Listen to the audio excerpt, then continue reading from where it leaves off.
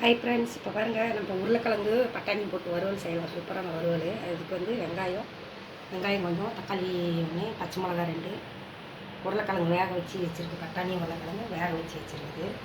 இது எப்படி செய்யலாம்னு பார்க்கலாங்க. இப்போ எண்ணெய் ஊற்றிக்கலாம். எண்ணெய் ஊற்றிட்டு கடுகு போட்டுக்கலாம்.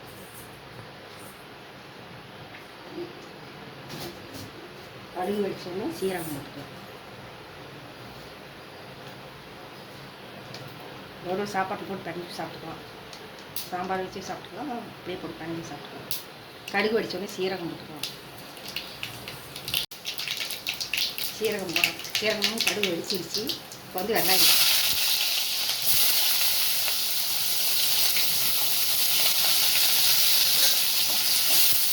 பச்சை மிளகா போட்டுக்கலாம். கொஞ்சம் கருவேப்பிலை,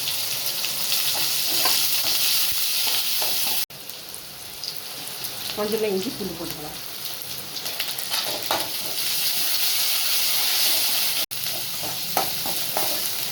இஞ்சி பூண்டு வதங்கிட்டு தக்காளி போட்டுக்கலாம்.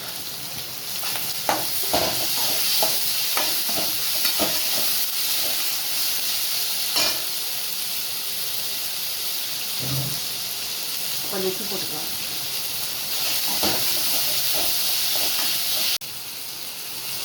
கொஞ்சம் மஞ்சள் பொடி போட்டுக்கலாம்.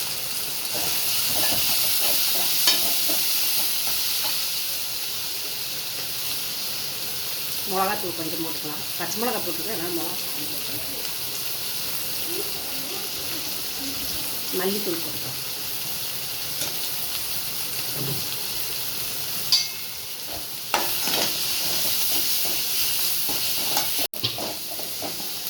கொஞ்சம் தண்ணி ஊற்றலாம்.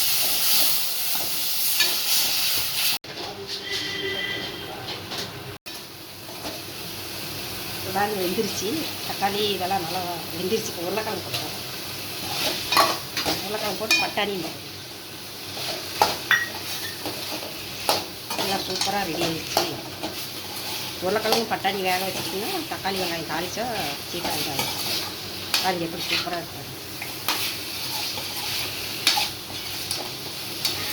நல்லாயிருக்கும். நல்லா டேஸ்ட்டாக பாருங்கள், வெந்துருச்சு. பாருங்கள், பட்டாணி உருளைக்கிழங்கு நல்லா வெந்துருச்சு. இது எலுமிச்சம்பழம் சாப்பாட்டுக்கு கடிச்சிக்கலாம். சாம்பார் வச்சு சாப்பிட்டுக்கலாம். ரசம் வச்சு கூட சாப்பிடலாம். சூப்பராக இருக்கும். தயிர் சாப்பாட்டுக்கலாம். கொத்தமல்லி கலந்து